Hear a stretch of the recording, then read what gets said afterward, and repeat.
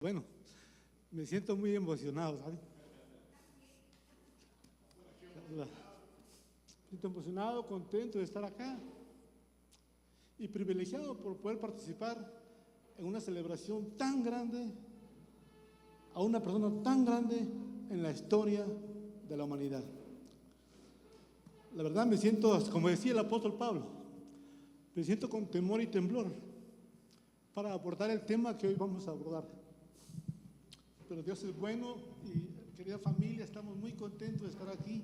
Hace un año que venimos con mi esposa y mis hijos, se fue un año bien rápido, pero ya estamos aquí, vemos otras caritas nuevas y esperamos que algunos por cuestiones de enfermedad no pudieron venir, pero los veo que aquí siguen firmes, sirviéndole a un Dios bueno. Así que gracias a Dios por eso. Tuvimos un tiempo ahorita de alabanza y adoración precioso. Yo estaba ya sentado, pero ¿sabe? Estaba muy quebrantado porque el Espíritu tocó mi corazón. Así que fue un tiempo precioso y yo espero que usted disfrute ese tipo de adoración y alabanza, que usted no la encuentra en cualquier lado. Tienen aquí una adoración y una alabanza preciosa. Así que doy gracias a Dios por traernos aquí a California. Gracias al pastor David y a Regis, por quien estamos orando, por invitarnos a participar. Y hoy vamos a hablar de un tema que le he puesto como título: Historia de la vida real.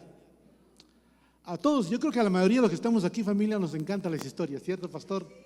Nos encantan las historias de la vida real. Yo cuando se trata de ver películas siempre le digo a mi esposa, veamos una de la vida real, porque esa es de fantasía y hoy en día con la tecnología que hay, wow, vemos muchas cosas que a lo mejor no nos edifican como quisiéramos. Pero cuando vemos películas de la vida real, nos dejan una enseñanza. Así que Dios me ha permitido ponerle como título a esta prédica de hoy, mi querido hermano, Historia de la vida real. Y bueno, antes de dar un pincelazo a la palabra de Dios, quiero leerles algo muy importante que encontré acerca de Jesucristo. Acerca, mis queridos hermanos, del Jesucristo histórico. No el Jesucristo que registra la Biblia, no el Jesucristo que registran los libros de pensadores de religiones, sino un libro que refleja, son unos datos ahorita que reflejan la historia del Jesús histórico. Gente que es historiadora que ha escrito sobre Jesucristo. Y oiga usted una cosa importante que encontré. Bueno, el Jesús histórico es una figura central en la historia, no solo como un fundamento del cristianismo, sino como también como uno de los personajes más influyentes en la cultura, en la ética y en la religión mundial. Jesucristo es el personaje más influyente en la historia del mundo, en la historia de la religión, en la historia de la cultura, en todo el universo. Vea usted de quién estamos hablando, Jesucristo. Por eso esta iglesia nos encanta, porque en esta iglesia se predica Jesucristo. En esta iglesia se predica a Cristo y el crucificado, el que resucitó y nos da vida a los que estamos acá. En muchas iglesias se predican otros temas de filosofía, de economía, de negocios, de bienestar personal, etcétera. Pero aquella iglesia que está en el corazón de Dios es aquella iglesia donde se predica a Cristo y Cristo crucificado. Y eso es esta iglesia, una iglesia que predica a Cristo. Así que Jesucristo es el personaje más influyente, mis queridos hermanos, en la cultura, en la ética y la religión mundial. Este estudio de Jesús, que yo voy a resumir rápidamente, busca analizar su vida y enseñanza desde una perspectiva crítica, basándose en la evidencia arqueológica. Recuerden, es una evidencia arqueológica, una evidencia histórica y una evidencia textual. El Cristo que vamos a hablar de hoy ha sido investigado por arqueólogos, por historiadores, y hay datos importantes de Jesús. Mucha gente todavía se pregunta, ¿Jesús es real? ¿Existió Jesús? Mucha gente todavía permanece ignorante, no sabe si Jesús realmente existió como personaje, pero los historiadores dicen lo siguiente: Jesús de Nazaret nació aproximadamente en el año 6 y 4 antes de Cristo. 6 y 4 antes de él. Dice, en una región conocida como Judea, bajo el Imperio Romano. Recuerda que Jesús era judío, pero nació bajo el Imperio Romano. Y el Imperio Romano explotaba a los judíos, a los israelíes. Entonces él creció en ese ambiente. Jesús creció en ese ambiente terrible, bajo la bota del Imperio Romano. No es fácil, seguramente, ¿verdad? Su vida transcurrió en un contexto de opresión, política, tensiones religiosas, profundas expectativas mesiánicas por parte del pueblo judío. Recuerde usted que el pueblo judío esperaba un Mesías que los salvara, un Mesías que los salvara de su situación que estaba viviendo. Ellos querían un Mesías político, económico. Entonces, hermano amado, esto nos lleva a analizar de una manera especial que la sociedad judía en su tiempo estaba dividida en varias facciones. Habían esenios, celotes, habían diversas organizaciones y grupos con su propia visión sobre la ley, sobre la pureza de Dios en toda la historia. Bueno, ahora veamos las fuentes históricas de Jesús. Los principales fuentes para estudiar a Jesús históricos son, por supuesto, los evangelios que tenemos, los 4 evangelios, ¿verdad? Canónicos: Mateo, Marcos, Lucas, Juan. Pero también existen otras menciones de historiadores famosos destacados en la historia, como el historiador Flavio Josefo. El historiador Flavio Josefo, usted sabe que los historiadores son muy inquisitivos, son muy profundos, profundizan en sus temas, en sus investigaciones, como hoy en día, ¿verdad? Usted conoce a algunos periodistas que son muy buenos para investigar, profundizan. Y Flavio Josefo era un investigador que se metió a profundidad para averiguar sobre Jesús. Pero no estaba solo Flavio Josefo, también estaba el historiador romano Tácito. Tácito era un famoso historiador que él también se dedicó a profundizar sobre la historia de ese Jesús histórico, le llaman Jesús histórico. Son estas referencias, mis hermanos, los que nos confirman que Jesús sí fue un personaje histórico. Jesús sí nació, Jesús sí creció, Jesús se murió, pero de ahí nadie se sabe, dicen los historiadores. Que sus seguidores dicen que resucitó, pero la historia dice que sí es cierto. Nació, mucho gusto verte, hermanita, qué gusto verte con tu esposo. La Biblia, los historiadores dicen que sí es cierto. Está comprobado que históricamente Jesús nació en Belén, creció con sus padres, sirvió en su comunidad, pero después murió y nadie sabe qué pasó con él. Pero usted y yo sí sabemos. Jesús vive, ¿verdad? Usted y yo sí sabemos. Usted y yo sí sabemos que Jesús vive. Ahora, ¿qué dicen los historiadores de Jesús? Queremos saber el perfil de Jesús según ellos, ¿verdad? Nosotros ya sabemos las características de Cristo, pero oigan lo que dicen los historiadores. Jesús fue un maestro carismático, dice, que utilizaba parábolas para transmitir enseñanzas profundas sobre la vida, sobre el reino de Dios y la relación con los demás. Eso es lo que dicen ellos. Jesús era un experto, era un maestro que profundizaba sobre la ley, sobre las relaciones de los hombres, sobre la ley judía. Esto era Jesús para ellos, un experto comunicador. Hoy podría ser un buen motivador, ¿verdad? Para muchos. Sus enseñanzas estaban enraizadas en las escrituras hebreas, pero a menudo ofrecían una reinterpretación radical de la ley y de los profetas. O sea, Jesús no solo aceptaba todo lo que decían los profetas, lo que otros decían, ¿verdad? Sino Jesús se confrontaba a los religiosos. Recuerda usted que Jesús confrontó mucho a los fariseos. Entonces, hermanos amados, Él era un predicador del reino de Dios.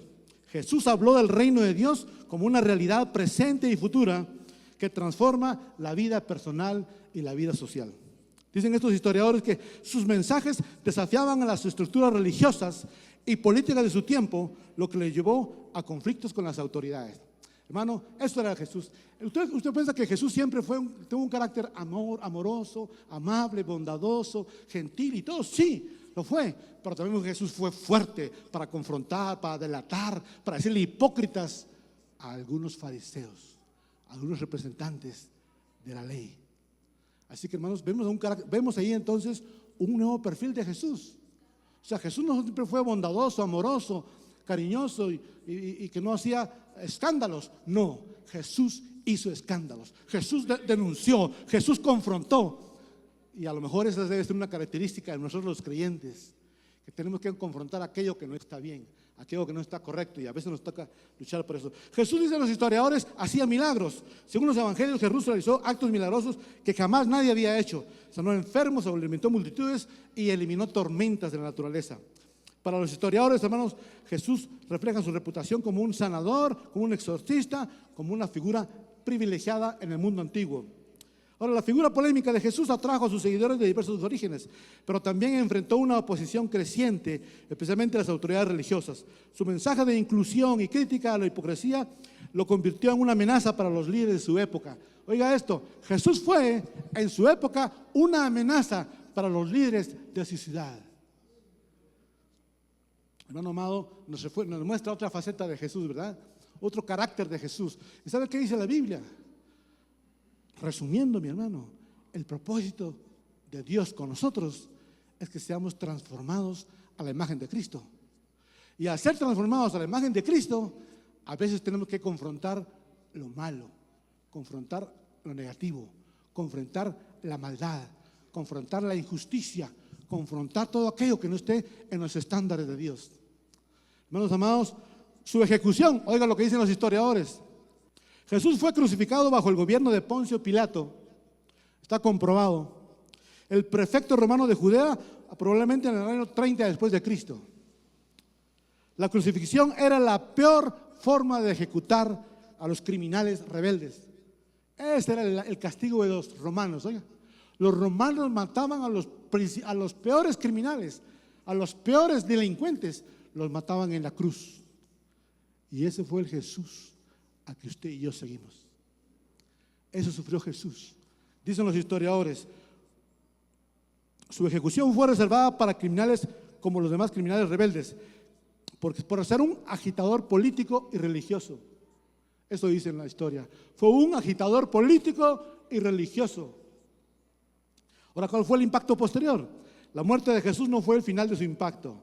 Sus seguidores proclamaron que había resucitado. Oiga esto, sus seguidores, dice, proclamaron que había resucitado, un evento que transformó su movimiento en una fe universal. Tan así, hermano amado, que llegó a cambiar la historia, ¿verdad? La historia de este Jesús histórico no niega la fe, sino que busca comprender cómo un hombre del siglo I pudo iniciar un movimiento que cambió el curso de la historia. Un solo hombre, hermano, un solo hombre del siglo I pudo cambiar la historia de la humanidad. A esa que le glorificamos y exaltamos y a quien seguimos es el Cristo de la gloria. Jesús, como dijo un famoso escritor, Jesús irrumpe, es decir, Jesús entra, Jesús rompe. Hermano, usted y yo estamos llamados a romper, a eliminar, a destruir todo aquello que no esté dentro del estándar de Dios. Jesús irrumpe, dice, desde el pasado como alguien que desafía al mundo, llamando a una decisión eterna. Jesús viene al mundo y te llama a ti, me llama a mí, nos llama a todos aquellos que creemos a una decisión eterna. No sé cuándo tú tomaste la decisión de seguir a Cristo. No sé cuándo tú tomaste esa decisión, pero esa decisión que tomaste es una decisión de gran valor. Mi querido hermano, ahora vamos a dar unas pinceladas rápidas bíblicas sobre lo que podemos encontrar sobre el nacimiento de Cristo. ¿Cómo fue qué nos dicen las Escrituras en relación a su origen, en relación a su venida? Recuerde usted que Jesús fue, toda la Biblia, si usted se pudiera leer toda la Biblia, mi querido hermano, la Biblia habla de Jesús. Todo, desde el Génesis hasta el Apocalipsis, la Biblia muestra a Cristo. La Biblia enseña a Cristo. Y aquí lo encontramos en los profetas, 800 años antes de Cristo, 700 años antes de Cristo. Encontramos en las Escrituras varios profetas que anuncian la venida. Usted y yo, mi querido hermano, estamos disfrutando en una época en que Cristo ya vino por primera vez, fue muerto y resucitó y viene por una segunda vez. Pero esta gente en el Antiguo Testamento, durante 700 años, durante 8 siglos, ya sabían que iba a venir alguien. O sea, mi hermano, hoy celebramos el nacimiento de Cristo, pero el nacimiento de Cristo no es un accidente. No fue un accidente universal. El nacimiento de Cristo fue algo que fue anunciado durante 8 siglos. Imagínate usted, esa gente que estuvo esperando 8 siglos para conocer al Mesías, al Salvador, a Jesucristo. Por eso nosotros, hermano, estamos en una época privilegiada. Porque ya el Mesías ya vino, ya estuvo aquí, ya hizo lo que tenía que hacer, ya lo vamos a ver. Pero ya se fue y regresará otra vez. Pero mucha gente no pudo conocer a ese Mesías, a ese Jesús que hoy usted y yo celebramos en esta Navidad. Ya lo decía el pastor, hay muchas evidencias, mis hermanos, de que Cristo no nació en diciembre. Pero no nos importa tanto la fecha, ¿verdad? Lo que nos importa es que Él nació, que es real, que Él vino con un propósito, con una misión. Y eso es lo que hoy debemos de celebrar como cristianos, mis hermanos amados. Descubrir ese acontecimiento maravilloso. Así que vamos a ver entonces el primer versículo en Miqueas. Vamos a ver ahí en Miqueas capítulo 5 y verso 2, hermano amado. Miqueas 5 y verso 2 dice: pero tú, Belén Efrata, Belén Efrata, pequeña para estar entre las familias de Judá, de ti me saldrá el que será Señor en Israel, y sus salidas son desde el principio, desde los días de la eternidad. O sea, desde siempre y para siempre. Jesús es el mismo ayer, hoy y por todos los siglos. Esto fue escrito, mis amados hermanos, 800 años antes de Cristo. Ya Jesús había sido anunciado 800 años. Luego vamos a ver, mi querido hermano, ahí en Isaías, vamos a ver Isaías 7:14. Seguimos ahí viendo Isaías 7:14. Si ya lo encontró, por favor. Isaías 7:14 dice: por tanto, el Señor mismo nos dará señal. He aquí que la Virgen concebirá y dará a luz un hijo, y llamará su nombre Emmanuel, que significa Dios con nosotros, ¿verdad? Mi hermano amado, ahí vemos entonces al profeta Isaías, ya él anunciando a este Cristo de la gloria que hoy usted y yo estamos celebrando. A eso en primer lugar vemos ahí ese nacimiento de Cristo, pero también encontramos Isaías 53. Vemos ahí entonces el nacimiento de Cristo. Vemos en el libro de Mateo 1, 18, 23. A ver, vamos a ver Mateo 1. Ya esto ya viene en la época, ya cuando Cristo ya estaba por nacer, en esta época, en la época que le tocaba, en la época justa, hermano amado. Y vemos ahí Mateo cómo registra el nacimiento de Cristo. Después de 800 años dice: el nacimiento de Jesús fue así: estando desposada María, su madre, con José, estaba antes de que se juntasen, se halló que había concebido del Espíritu Santo. José, su marido, como era justo y no quería infamarla, quiso dejarla secretamente. Jesús concebido por el Espíritu Santo. Por eso, mi querido hermano, usted y yo sabemos que Jesús era auténticamente Dios y auténticamente hombre. Jesús era Dios y Jesús era hombre. Y hay muchos que niegan la deidad de Jesús. Hay muchas religiones, hermano amado, que dicen que Jesús fue solo un profeta, que solo fue un maestro, pero niegan la deidad de Jesús. Hermano amado, es una doctrina errónea, es una doctrina diabólica, es una doctrina que no está conforme a las Escrituras, porque ya lo vamos a ver más adelante. Jesús es Dios. Aquí vemos que Él fue concebido, fue humano por María, por eso fue que Él se cansaba, por eso Él lloró, por eso Él se sintió fatigado, porque eso tenía su naturaleza humana. Pero Jesús era Dios para poder subsistir y también para poder hacer todo lo que hizo. Mi querido hermano, vamos a ver, seguir adelante entonces. Ahí vemos el nacimiento de Jesús. Luego dice Isaías 53:5: mas Él herido fue por nuestras rebeliones, molido por nuestros pecados. El castigo de nuestra paz fue sobre Él, y por sus llagas fuimos sanados. Ahí vemos el anuncio, hermano amado, de a qué vino Jesús. El propósito de Jesús. La humanidad estaba perdida, mis hermanos. Dios, mire, Dios es un Dios de amor que quiere tener una relación eterna con sus hijos. Dios hizo a la humanidad, hermano. No tenía que hacerla. Dios no tenía que hacer la humanidad, pero Él en su gran amor, en su misericordia, hizo al hombre y a la mujer de la costilla del varón para relacionarse con ellos, para convivir con ellos. Pero usted ya sabe lo que pasó: el pecado de Adán y Eva. Este pecado, hermano amado, de Adán y Eva fue lo que separó al hombre, a la humanidad, de esa relación con el Padre. El pecado es lo que tiene al hombre alejado de la comunión con el Padre. Entonces Dios, en su misericordia, quería volver otra vez a tener la relación con sus hijos. Dios quiso volver otra vez a tenerla y pensó un plan. Y ahí estuvo el plan. Él mismo venir a la tierra. Es el plan maravilloso. Dios mismo, a través de su Hijo, hacerse presente en la tierra y venir a rescatar lo que Él había creado. Por eso, mi amado hermano, ahora usted y yo podemos tener otra vez relación con el Padre por Jesucristo. Porque esa relación, hermano, se había rota. Esa relación se había rota. No teníamos relación con Dios por causa del pecado.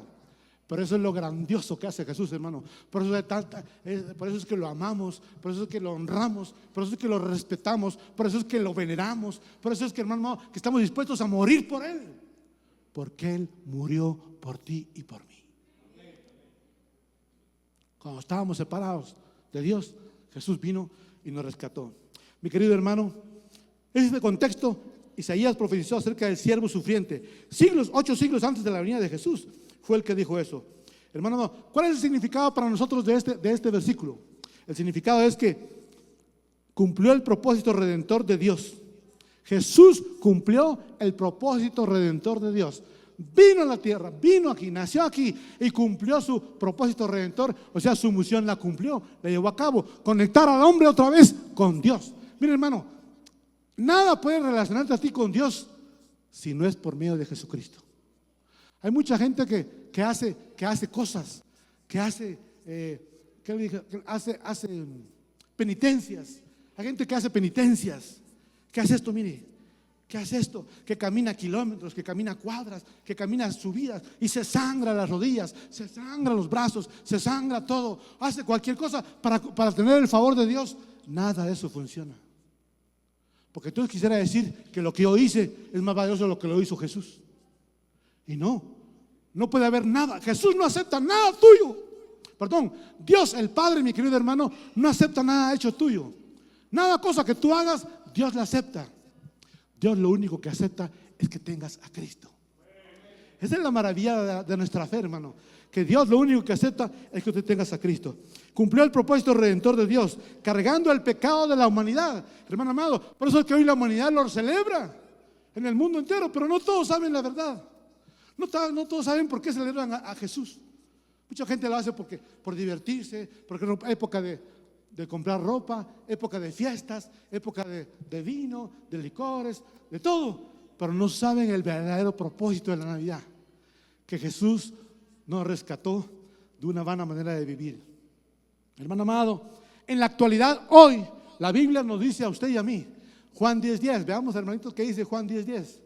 En el libro encontramos que Juan 10:10 dice: yo he venido para que tengan vida y para que la tengan en abundancia. Esa fue la venida de Jesús. El ladrón no viene sino para hurtar y matar y destruir.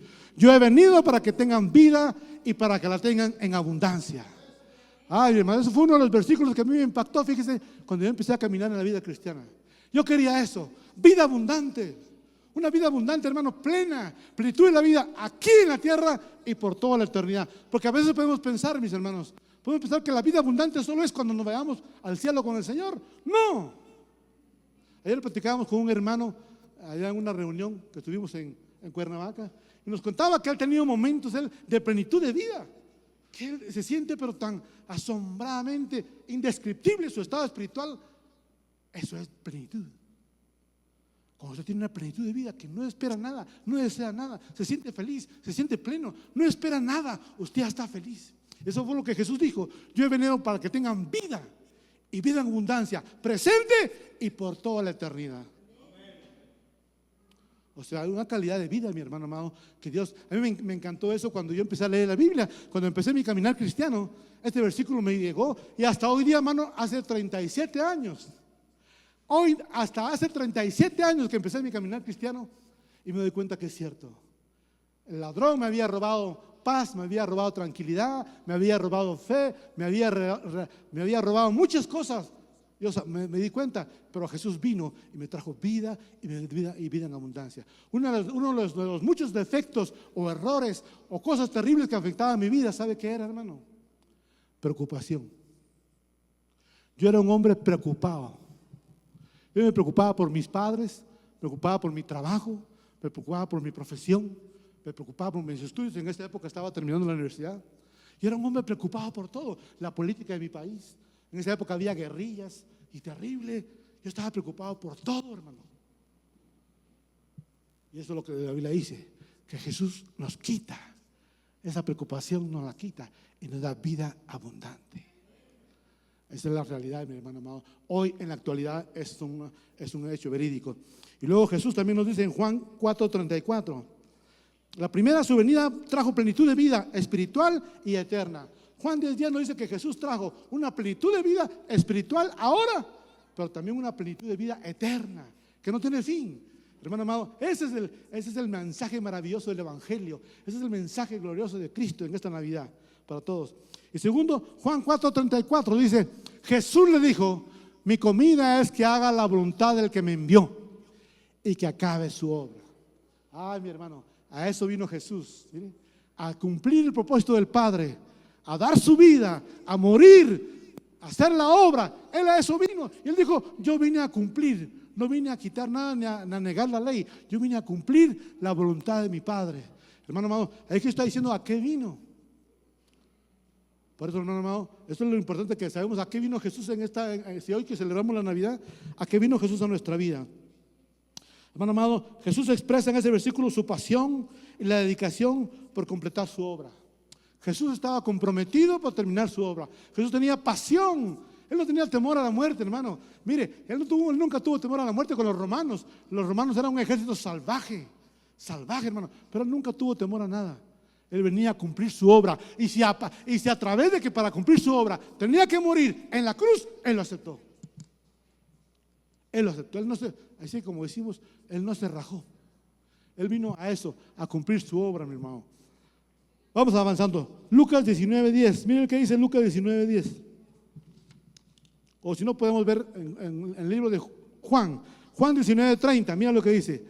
Cuando Jesús hubo tomado el vinagre, dijo, consumado es. Lo tenemos allí. Ahí está. Miren lo que dice. Cuando Jesús hubo tomado el vinagre, recuerda que pidió agua.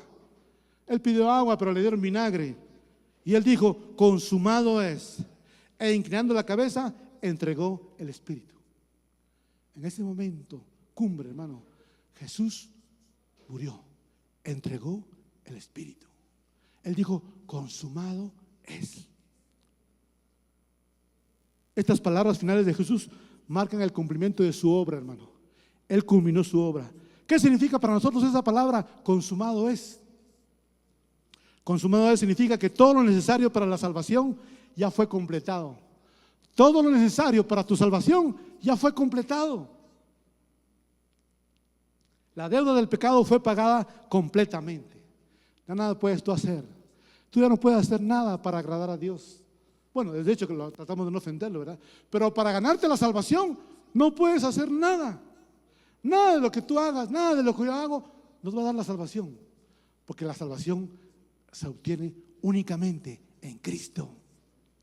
Algunas veces yo le preguntaba a personas, fíjate, cuando camino con ellas en la calle, y le pregunto, mira amigo, o mira, cuando tú te mueras, ¿te vas al cielo o al infierno?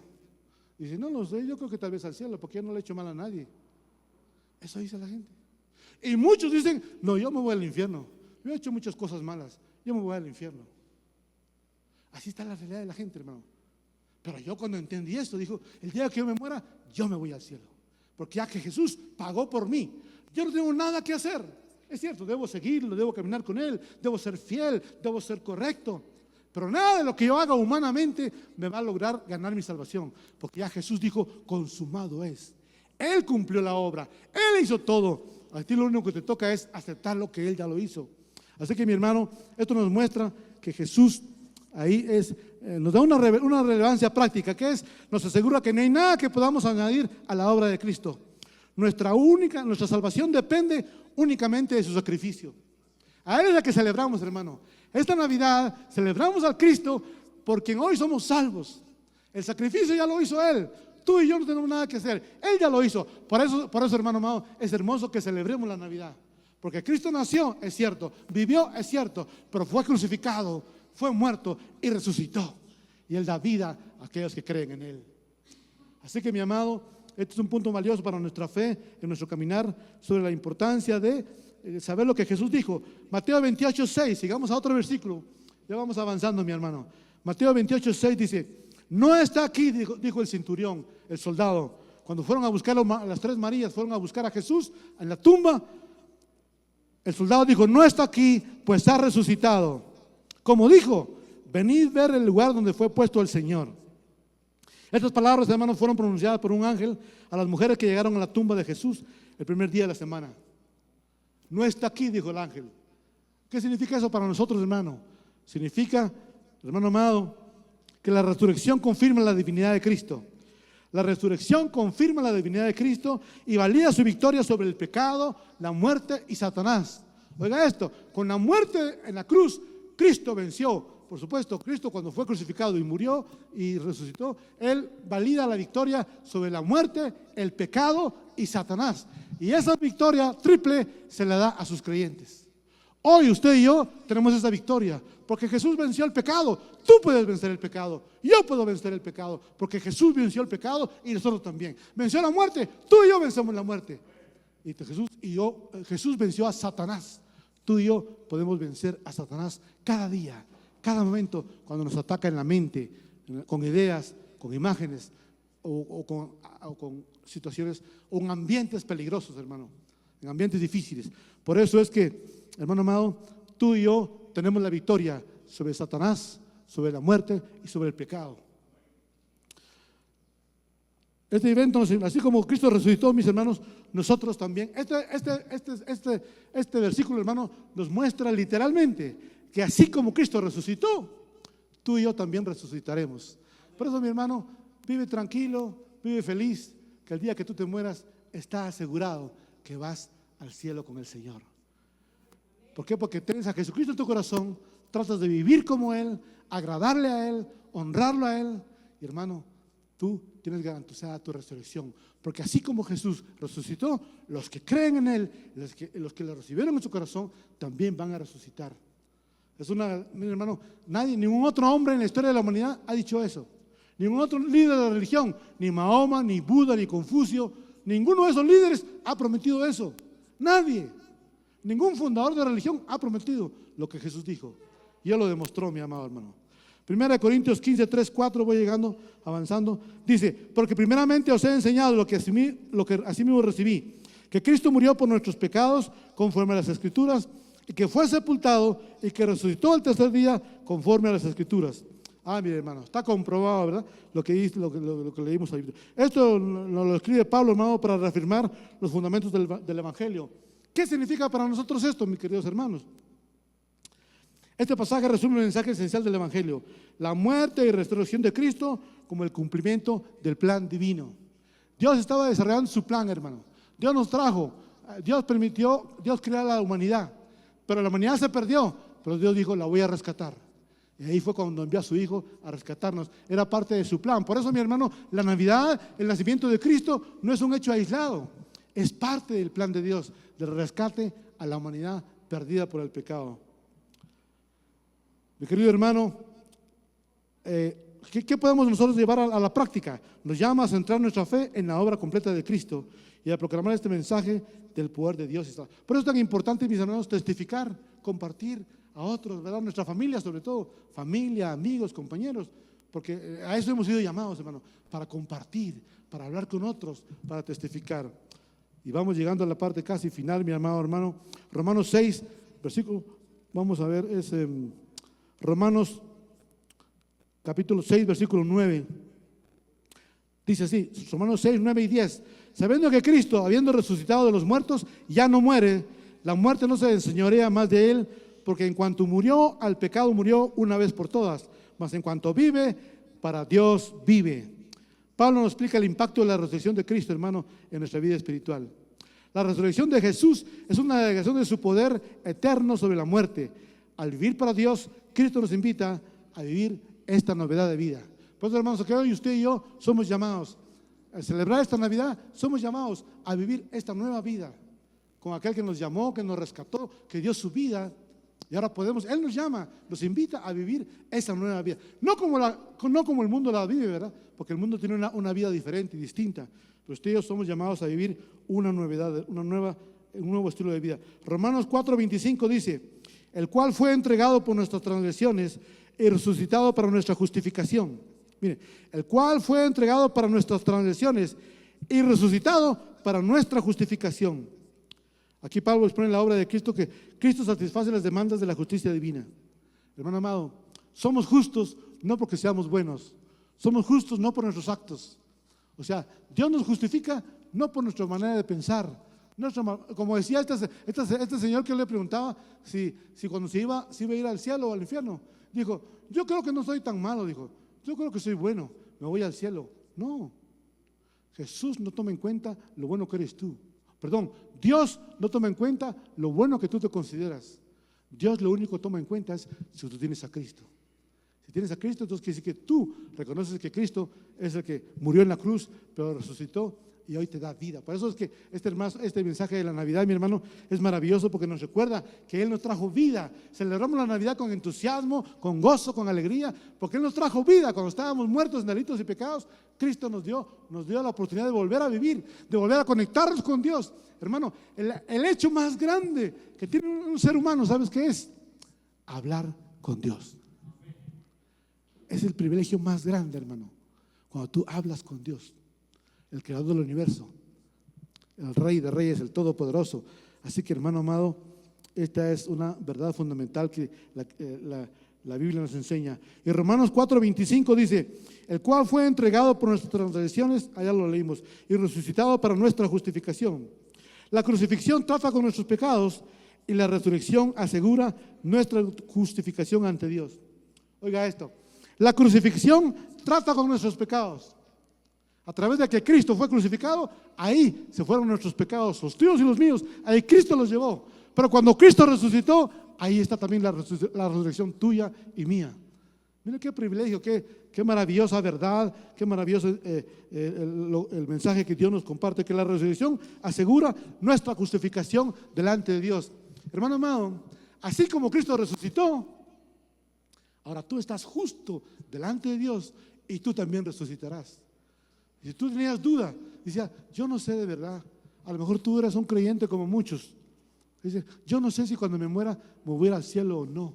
Como dicen los musulmanes, ¿verdad? Los musulmanes no saben nunca si se van a ir al cielo o al infierno, nunca. Pero nosotros sí sabemos que somos justificados por Dios. Entonces tú tienes que tener la certeza en tu corazón de que el día que tú te mueras, Jesús te hace justo. Fue Jesús, no tu religión, no la iglesia donde ibas, no el líder que te enseñó, no tu estilo de vida, que es importante, mantener un buen estilo de vida, pero no por tu estilo de vida te salvas. Dice, yo nunca hice mal a nadie, nunca robé, nunca maté. No, es que ya el pecado está en el corazón del ser humano, hermano. Tú puedes conocer a un intelectual, a un famoso escritor, a un famoso hombre de negocios, a un hombre político de renombre. ¿Sabes qué? Él se va al infierno. Se va al infierno porque si no tiene a Jesucristo, se va al infierno, aunque sea un hombre de renombre. Por eso es que la Escritura nos dice que tenemos que anunciarles a todos tenemos que anunciarles el mensaje del Evangelio, porque nadie se salva únicamente por Jesucristo. Con Él somos justificados. Diga conmigo, soy justificado por Cristo. Él te hace justo. Por eso es que celebramos esta fecha, hermano, porque somos justos delante de Dios. Y por la resurrección asegura nuestra justificación. Hermano amado, Jesús nació, creció, ya viendo el panorama que nos dimos ahorita, un pincelazo desde el Antiguo Testamento, lo que a Jesús vino, y luego el resultado de por qué vino Jesús y las consecuencias de por qué vino Jesús aquí para nosotros, por qué celebramos la Navidad. Hermano amado, Jesús nació, creció y vivió y murió con su propósito. Eso nos recuerda que Jesús nació y vivió con su propósito. Por eso usted y yo tenemos que tener un propósito. Nuestro propósito, hermano amado, no es únicamente hacer dinero, ganar un título, hacer cosas extraordinarias, hermano. Qué bueno que si estudias, qué bueno que si ganas, qué bueno que si estudias para algo, pero tenemos que tener un propósito en la vida en concordancia con Dios, servirle a Dios, un propósito grande. Los grandes hombres de la Biblia, dice, caminaron con Dios. ¿Te recuerdas tú de Enoc? ¿Qué dice la Biblia de Enoc?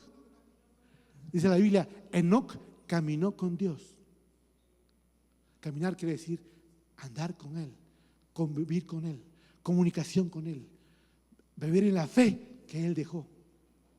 La palabra camino en la Biblia significa fe, camino de fe, pero hay muchos que viven un camino equivocado. Hoy aquí en esta bendita nación México hay millones. Ahora que hemos recorrido algunos lugares, vemos altares por todos lados. Hermano, qué terrible, ¿verdad? Porque eso se llama idolatría. Nosotros tenemos que amar a los hermanos. Tenemos que amar a los hermanos, pero no podemos nada más dejarlos allí. Tenemos que irlos a llamar, a buscar, a decirles, mira, esta es la verdad, deja eso. Pues tenemos que amar a nuestros hermanos, a nuestros vecinos, a los millones de mexicanos que se están muriendo sin conocer lo que tú ya conoces. Millones de mexicanos se van al infierno, hermano amado, porque no saben lo que tú y yo ya conocemos.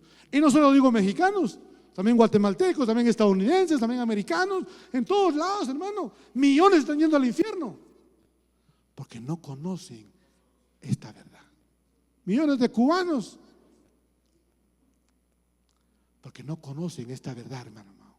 Por eso tú y yo tenemos que abrir nuestro corazón. Dice que Jesús miraba a las multitudes y tenía compasión por ellas. Aquí tenemos lugar, hermano.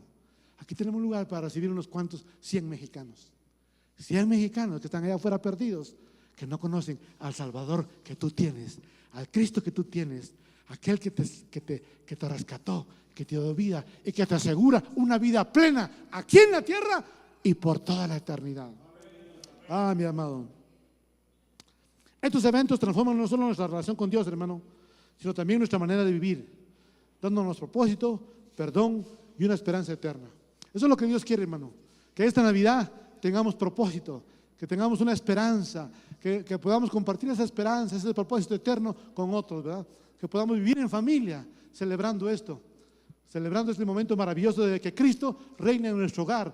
Cristo reina, pero no es solo, hermano amado, no solo es de palabra, ¿verdad? Sino que Cristo reina en nuestro hogar de verdad, de corazón, con humildad, con reverencia, con temor de Dios. No queremos fallarle a Dios, no queremos deshonrar a Dios, no queremos hacer lo que hace el mundo y luego hacer lo que creemos que debemos hacer los cristianos. No, mi hermano, tenemos que estar separados del mundo, porque eso es lo que dice la palabra santo. Santo quiere decir separado, separado del pecado, separado de la maldad. Por eso, mis hermanos amados, no podemos vivir la vida como los de allá afuera. Hay una carta, en la carta del apóstol Pablo a Timoteo, le da un consejo. Primera de Timoteo 4:8, le dice: Timoteo, ejercítate para la piedad, porque el ejercicio para poco es provechoso. No quiere decir que sea malo. El ejercicio para poco es provechoso, pero la piedad es buena para todo y para toda la eternidad. ¿Qué es la piedad, hermano? Con esto termino.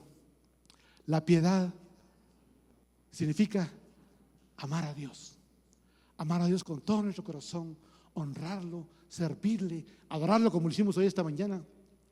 Pero la piedad también significa tener temor de Dios, a no fallarle, a no ofenderlo, a no pecar, hermano, a no hacer cosas incorrectas. El temor de Dios quiere decir un temor reverente. No le puedo fallar a Dios, no puedo hacer algo que esté incorrecto.